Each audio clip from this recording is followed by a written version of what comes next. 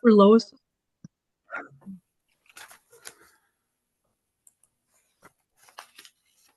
So who's talking today? I am Catherine. Okay.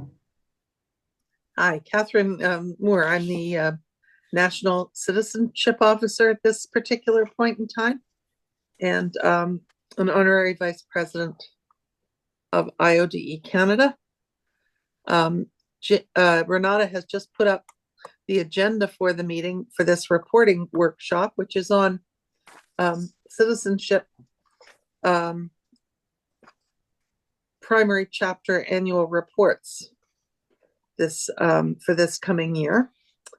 And I have put an outline there of what I hope we can cover today, and I think we will.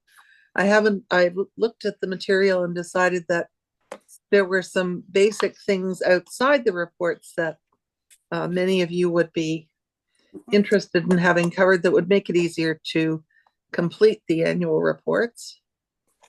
And so I'm going to cover some of that with you first and lead you to where you can find answers on your own to just about anything you might want to ask.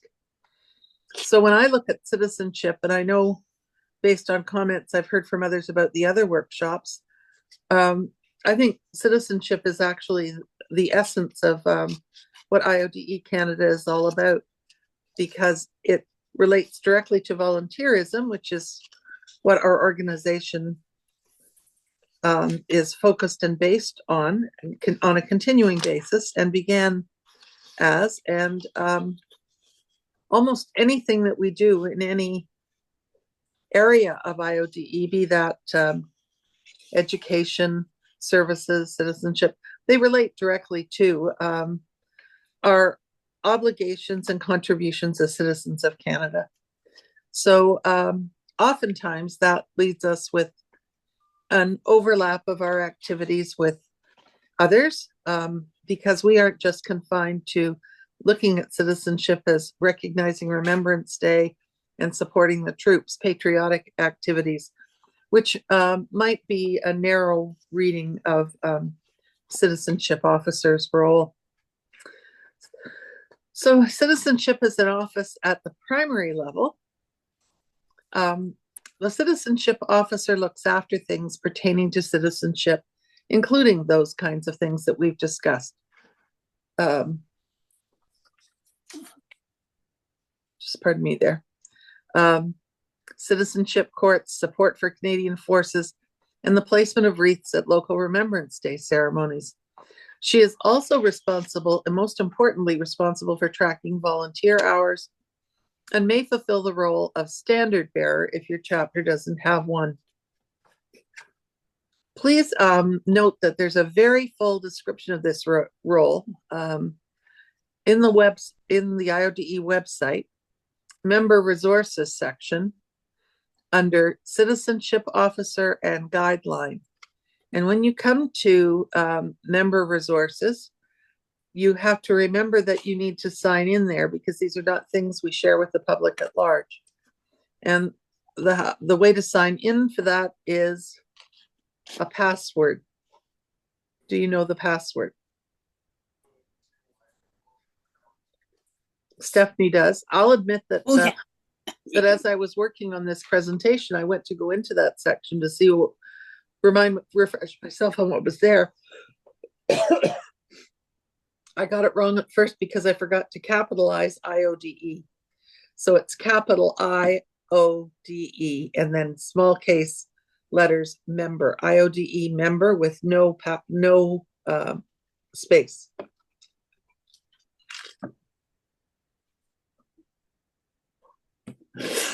So there's a 3-page document there, which provides a clear outline of the role, how to count volunteer hours, supplies available from jurisdictional chapters or on the website, and the relationship that often coincides with standard bearer at the primary level. And I could have put that directly on the outline for this meeting, but I decided instead to leave you with the task of going to the website signing in as an IODE member and having a look around. I think that's a little more productive than me just sending it on to you. Catherine, can I interrupt for a moment? Did you say the password to that account? Yes, I did. What was it? Who can tell? Capital IODE, small, That was the password? yeah, and small case member, Okay. yeah. I took that as the username. No, it's the password. Okay, thank you. You're not required to have a username to get in there. I don't think you're required to have the password. Can I ask you to put your camera down a bit? Because all I'm seeing is your name. Your face is up. I'm sorry you're not satisfied. There. I don't know that I can keep it there. So we'll just see. Okay. Thank you.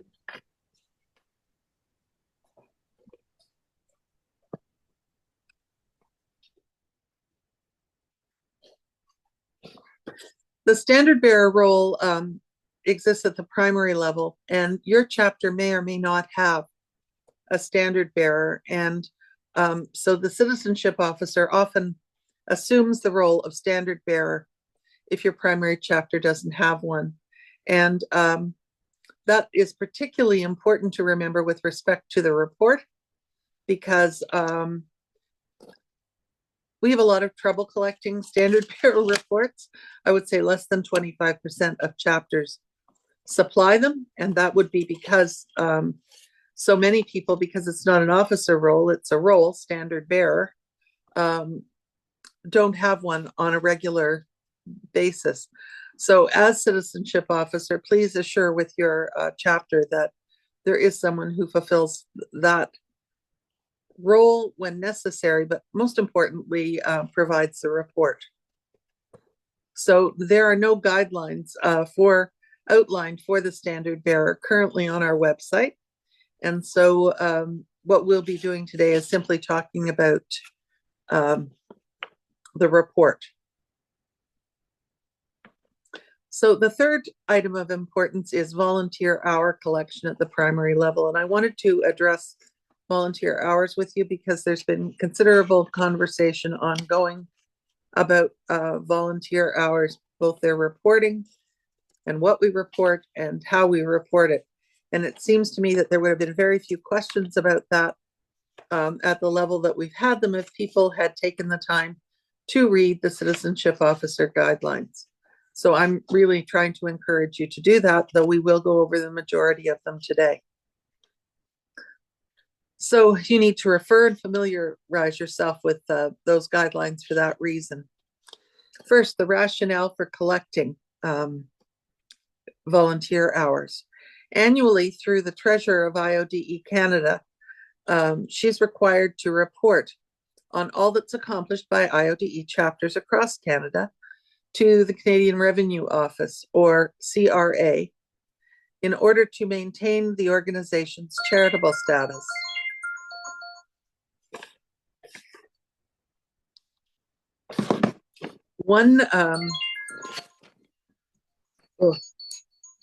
I'm not able to turn this off at the moment because I'm monitoring someone with health issues, but they wouldn't be texting me. Sorry. So we have to maintain our charitable status, and one of the things that they require we report are volunteer hours. One indicator IODE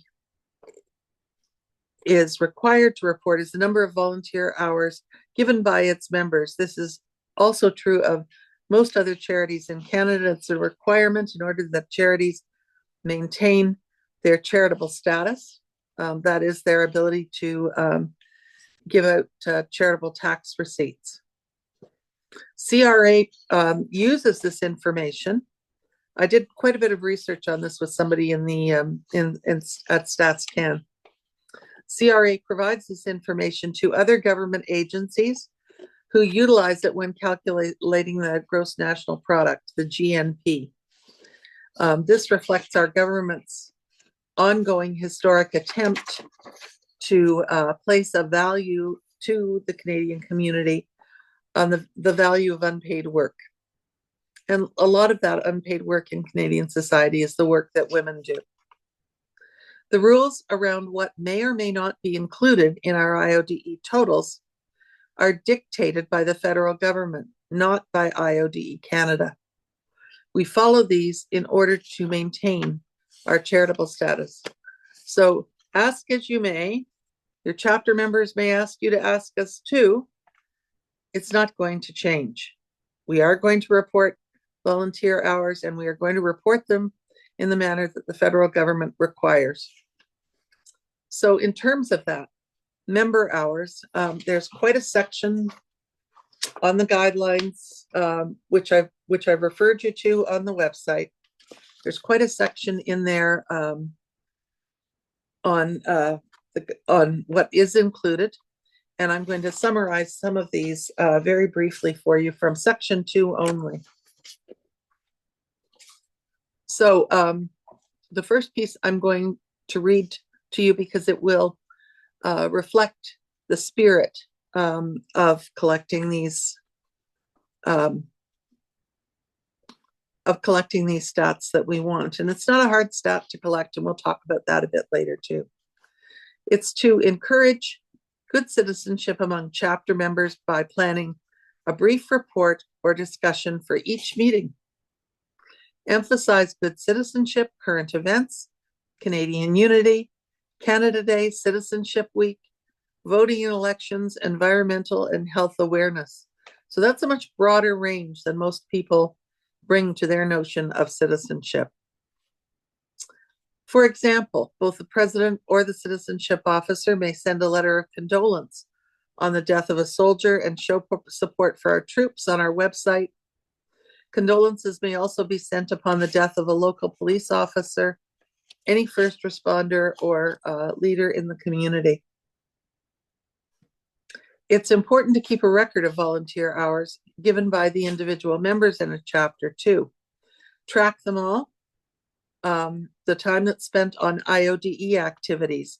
That would include preparing for, traveling to and from, and attending IODE meetings. So right away there, each member of your chapter has something to report every month. Preparing for IODE events and fundraisers and working at them.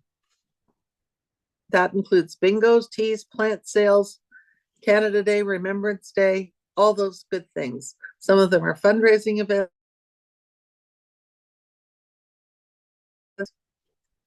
Presenting awards on behalf of IODE, for example, Good Citizenship Awards, IODE Appreciation Awards, scholarships, bursaries, grade school and high school awards.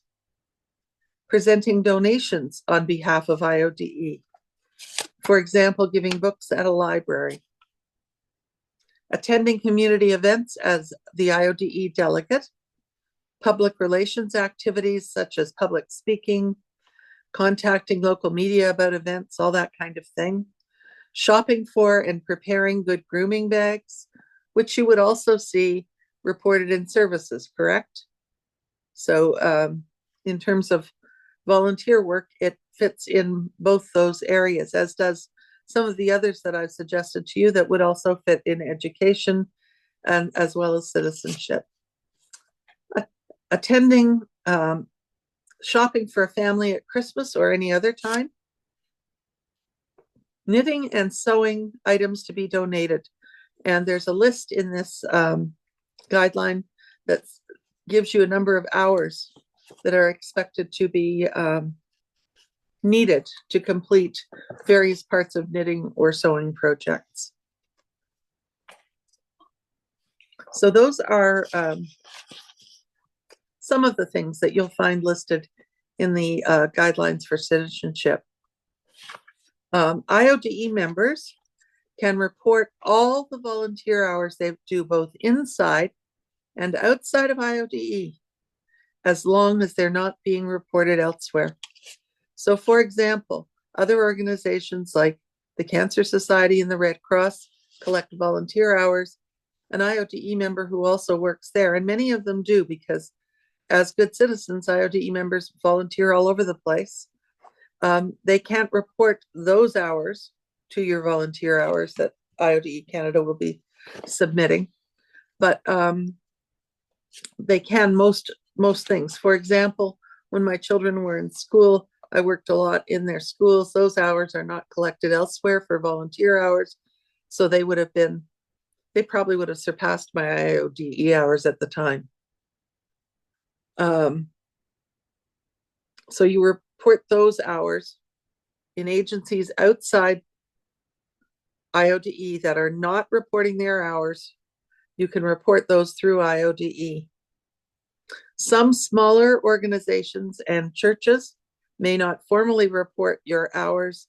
Those you can include as well in your IODE total. You remember, and people need to be reminded that the time they spend preparing for a meeting, as well as the time they spend at the meeting and getting to the meeting, are all things that need to be reported. And it is important to regularly, as a citizenship officer in a chapter, knowing that at the end of the year you're going to have to report those hours, to collect them. In my particular chapter, a sheet is passed at the meeting monthly, and it's passed with a number of sheets, one of which it considers like donations to various charities and agencies that we send clothing and food and that kind of thing to. But we have a place there to record volunteer hours every month. It's hard enough for people to remember for a full month what it is they do, but to remember for the full year, not going to happen.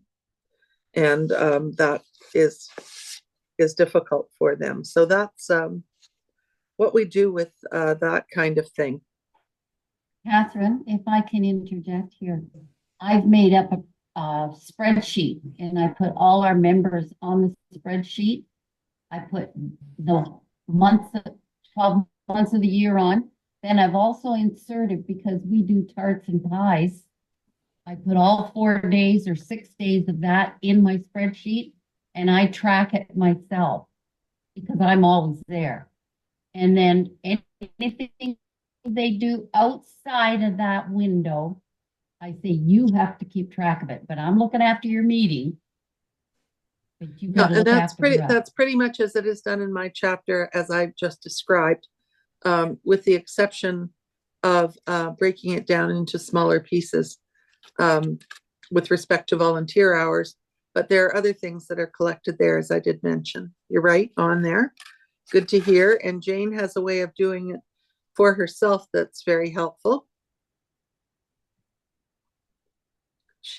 She takes her calendar, her day book, and just writes it in as she does it. And that's actually the way I do it too, Jane. Always have. And then at the end of the month, I just capture a total down in the bottom corner of the calendar page for that month.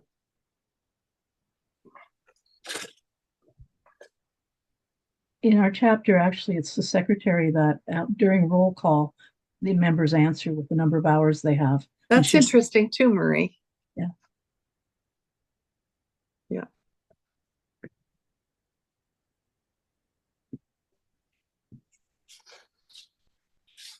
So the next piece I want to discuss with you is, now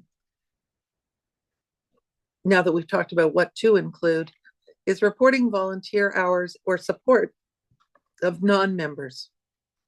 And this is something that many chapters have discussed over the past several years. Most importantly, many primary chapters are assisted in their project by members as well, non-members as well as adherents.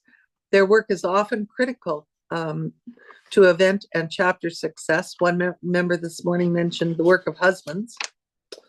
And in recognition of the importance and value of these contributions, IODE Canada has included a place for such contributions to be recorded. This year, it has begun at the top of the annual citizenship report. Such hours do not form a part of our IODE totals that we report to CRA, but they're hugely important in recognizing the strong support IODE enjoys in Canadian communities. So now let's turn to report forms. And Renata, can you put up the citizenship one, please?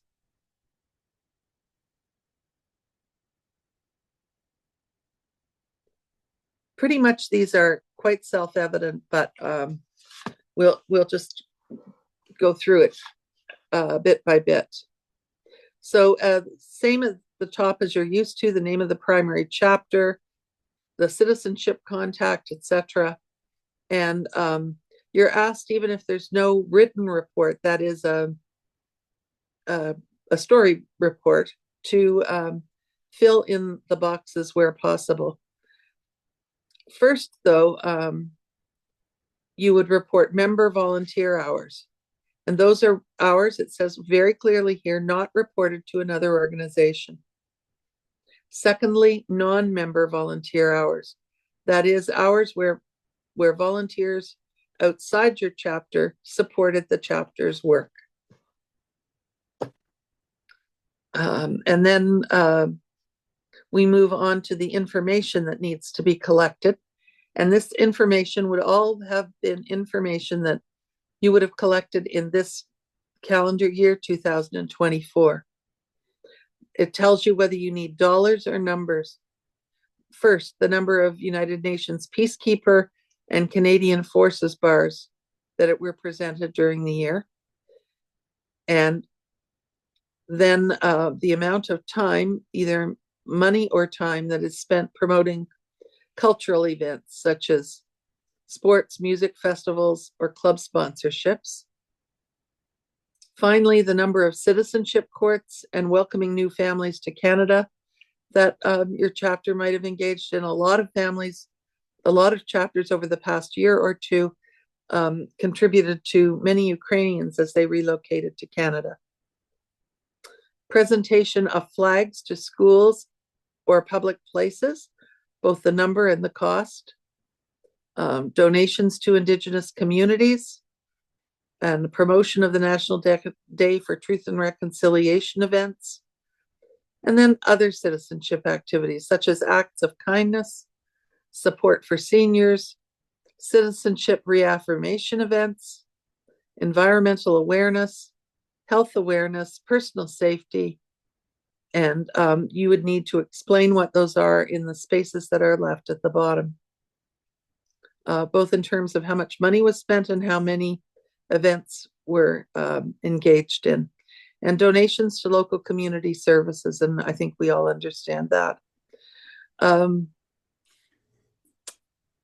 In terms of talking about these things, there are one of the things that it is accomplished here by noting them and by writing about them is that it gives your chapter and others ideas about what they might try to do on another occasion and expands their horizon a bit. Now in the right-hand column, you're looking at donations that go through provincial and national funds, and those amounts need to be confirmed by the citizenship officer with the chapter treasurer. So first, donations to the provincial and national citizenship funds, assistance to Canadian Forces and the Military Family Resource Centers, presentation of wreaths, those seem to be going up in price, and both the number that are presented and the cost of them. Presentation of community citizen awards, police, firefighters, and first responders. Presentation of good citizenship or appreciation awards. And does your chapter participate in national or provincial volunteer service awards? Those awards are generally presented in the spring of the year. And so in the fall, you should check and see whether your province is offering those, because you can nominate from your chapter member who has contributed in a way that they would be worthy of receiving one of those awards. It's a really fabulous stewardship opportunity to help you maintain members and let them know that their work within our organization is highly valued, both within the organization and outside it. And I know that the manner in which you nominate varies by province, having received one of those myself. So please consider that. And it also not only recognizes the member in terms of stewardship, but it gives the organization great publicity because those things always make local news. So you need to confirm all the figures with your chapter president and place a value on total citizenship programs for the year. And then the page turns over and we're looking at, please move it, Renata, to the things that are written up, little descriptions as it may, and they give me something to write about in terms of novel ideas or strong programs in the annual National Citizenship Report.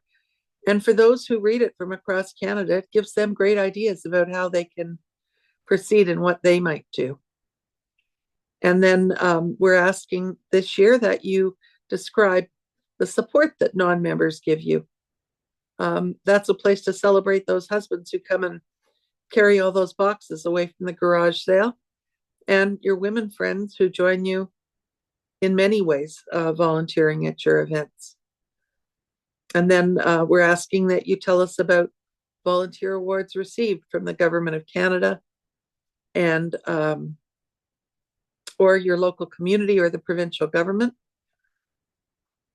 And asking if, particular this year, if your chapter participated in citizenship courts. And if when you're talking about any funds spent, that usually means refreshments, that kind of thing. Now, standard bearer. I'm sorry, Renata, to impose on you again. Do you have that one piece? It's coming. Good.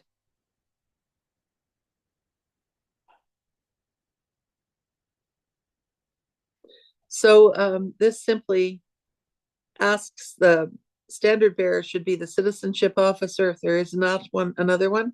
If your chapter agrees, we want to know how many table standards, Canadian flags, Union Jacks you have, and how many meetings they were presented at, and on what other occasions they were used. And if you have something to write up about it, that'd be great. Okay. The usefulness of these reports is not just to tell IODE Canada what you're doing and to get the numbers there. It is to inspire ideas and generate projects for your chapter and for others, because there really are no new ideas. They're all regenerated from things we have done elsewhere.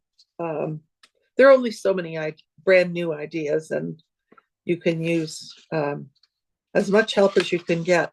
Second page on the guideline for citizenship officers, which I suggested to you that I want you to look at, has an extensive list, and it's certainly not exhaustive, of suggested citizenship projects. So there should be something there you can do and can talk about each month. On the third page of that particular document, there is a list of supplies available from the jurisdictional chapter or available on the website. There's a greeting, for example, there's a greeting card for new Canadian citizens that you can print and present, if you're allowed to, at citizenship courts. There's a generic IODE Good Citizenship Award certificate. So there's lots there to help make your job as stress-free as possible. Catherine, I think Yes. Lois has her hand up and would like to ask a question. She does. Are you open to that?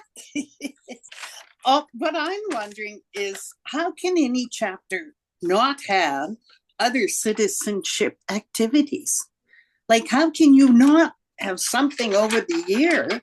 I mean, acts of kindness, support this, and it just amazes me when you said they actually tick off no report. No, that's normal. I was speaking of standard bearer. Oh, yeah, but no, when earlier too, up at the top, it says if no citizen report.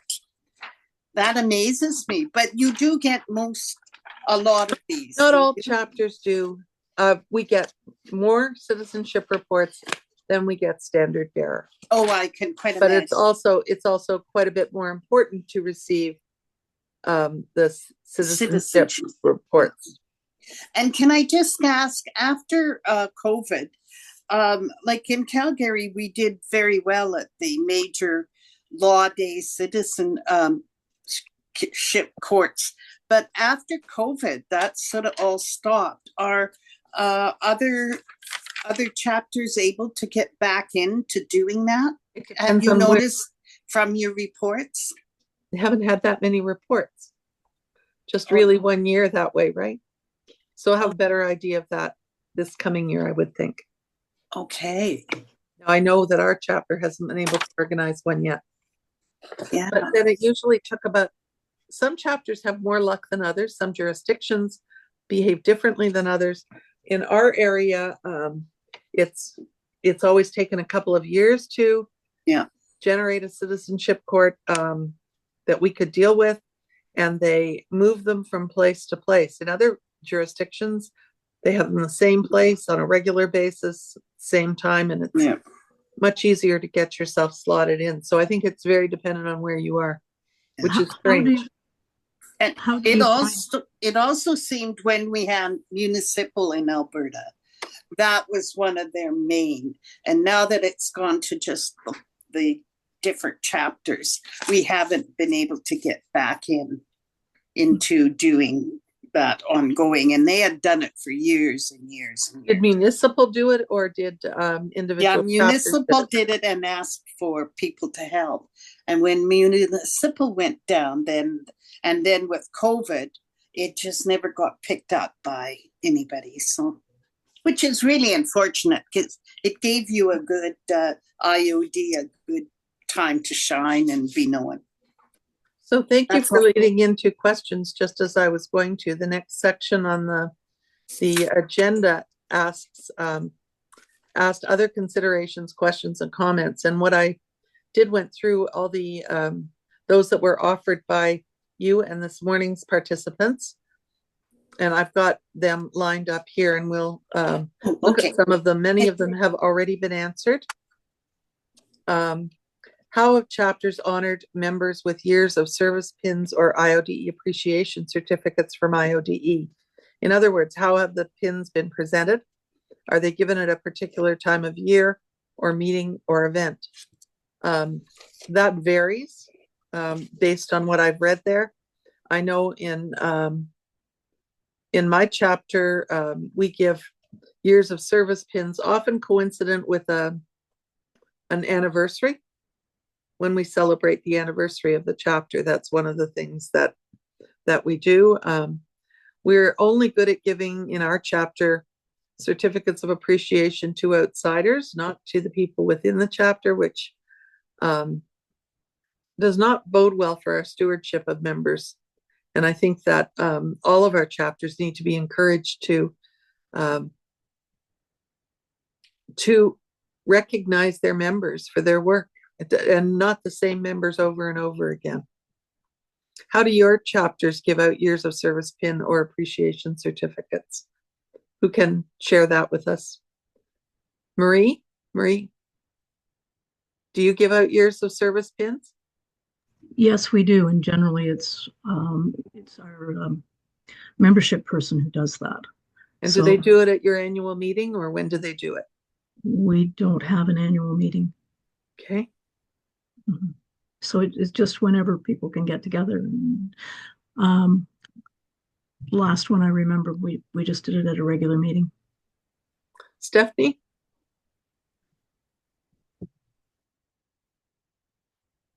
The service pins are done in a variety of ways, but at the primary level, it's usually as that anniversary comes up. So they can be monthly depending on how many members you have in that. And it's so nice to see how all the members celebrate those years of service, from 5 to 10 to 40 to 50. And so it's always a welcome, positive part of the meetings. When I said anniversary, Stephanie, I was meaning the chapter anniversary, not the anniversary of their. Oh, I thought you were talking about service pins. That's because we're recognizing Yeah. 2 different ways. Yeah. So we tend to do. Go ahead. Go ahead. For chapter anniversaries, we tend to celebrate with the dinner. We like food, so Good. Yeah, we'll have dinner and celebrate. Good. Lois, how about your chapter?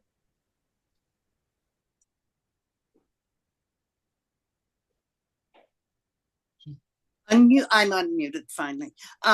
Well, with a couple of the chapters, it was, at the Christmas and at the year end, or at the anniversary of the chapter. But if you've got a member that can't come very often, I've held pins for a long time, and then it got to the point where you're getting this, especially over COVID. Hey, Yes. We've just got to get these pins before it's time for a new pin to come along. But we always tried to make a bit of a celebration and clapping and this was a group when it went from few pins to a lot of pins. Some of our older ladies were quite I don't need pins and all that. We got them anyway, and I tell you, all the gushing that went over them was just wonderful. These people who didn't want the pins, but when everybody else, we had quite a line of catch-up pins to do. It was just, they did want those pins. Great. Angela. We usually we do it in 5-year increments for our IODE, and we make a goal of collecting or saving so much money to designate out to a special project. And so we don't really do it once a year, we do it every 5. Okay. And this past year we did a bench in one of the parks. The one previous to that, we put in the water fountain for public use and stuff. So it's our next project. We haven't decided where the money's going, but it's being put away. Okay. Jane, how does your chapter do it? Well, usually around the beginning of the year. And they don't worry about trying to match it to your exact date, just the year in which it falls. Good plan. Yes. Thank you. All right, so more questions here. What exactly are the duties of the citizenship convener? Well, that leads me directly back to reminding you that I'd like you to locate on our website and familiarize yourself with the guidelines for citizenship officers. Is heritage historical preservation work part of this portfolio? What other things should I be paying attention to? What do you look for in a good citizenship report? I think that's fairly well been covered in our discussion here. And then there is a lengthy comment from someone on the fact that we seem to be repetitious when collecting hours and collecting information and then reporting it when it can be seen on the main Treasury report. Well, I think just in listening and talking with you, I have seen how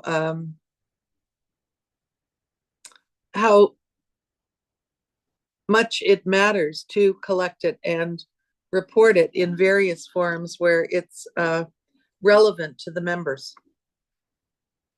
So I think, repetition it may be, but it's not just a financial report. And that is the essence of what we were to cover today as we looked at reports, annual reports at the primary level for citizenship officers. Are there any other topics around this that you'd like to discuss briefly or cover? I could use a little more clarification on a couple of things. First of all, like Heritage right now with the Catherine McBean chapter, they've been sponsoring the development of an archives in the community, and they're sponsoring our history group. I co-chair that group with a man from the community, and when our committee that runs it is there's 2 IOD members on it, but do we count the hours of all the rest of the people that are serving on that community in that community project? Well, it sounds like it's one that doesn't have another place that it'd be reporting it to. You count your IODE members hours as IODE members and the others as volunteer or adherent members. You know what I mean? Okay. But that's a legitimate citizenship thing. Yes. Yes. Also, sure. It's a perfect example too. Okay. So immigration, you're talking about new citizens, but we're working a lot with migrant workers. Mm-hmm. And we have an outreach to Thai migrant workers in our community. And so I'm familiar with that because I'm part of my background. But I'm not as clear on immigration. Where do we go to find out where citizenship courts are being held?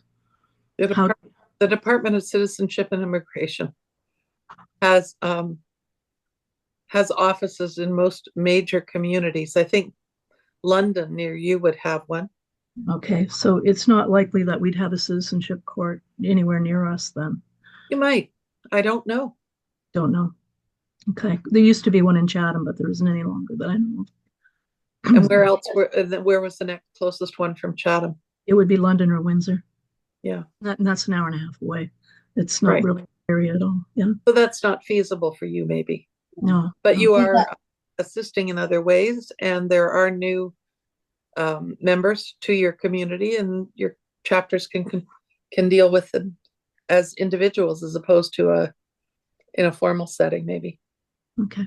Or maybe you could also consider seeing if there was a London chapter that wanted to do one of these that would partner with you. Okay. We used to get it here in Sarnia, Catherine, and ever since COVID, we lost all that. Right. And they're telling us it's because they can't get a judge to come and do the enactment of all the people that are That getting doesn't seem that hard. Well, I didn't think it would be either, and we haven't had one since COVID. Okay. I think we're saying that about a lot of things and not just government things. I'm not too familiar with your national and provincial citizenship funds. Would you mind telling me what those are about? Well, a lot of the money goes to wreaths and that kind of thing. When money is sent for national, initially there's money given for the national cenotaphs at the time of Remembrance Day and Canada Day in the case of Newfoundland, St. John's. Sometimes the money is used depends on what's going on. We're not having a huge war with anybody right now. So we're not spending a lot of money in that way. In that before we would send things to people, we've had projects where Christmas cards and letters have been sent to troops overseas and that kind of thing. And the money is spent there. There are also projects from time to time that are relate to military family support centers, that kind of thing. Don't forget about the RCMP award. Oh, right. Pardon me.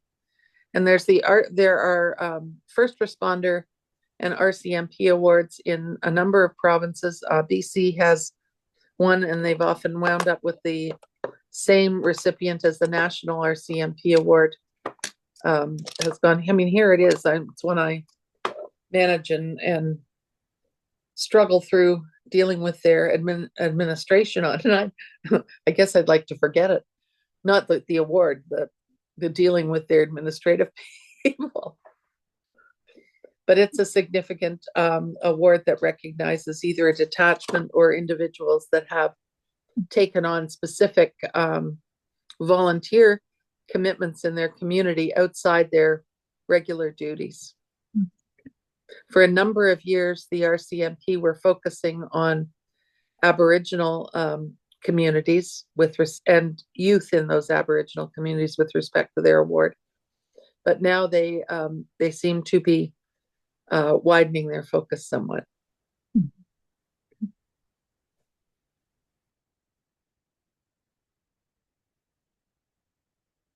Anything else? I hope that this looking at the reports and sort of getting a sense of where you can find direction to get the information you need is helpful to you.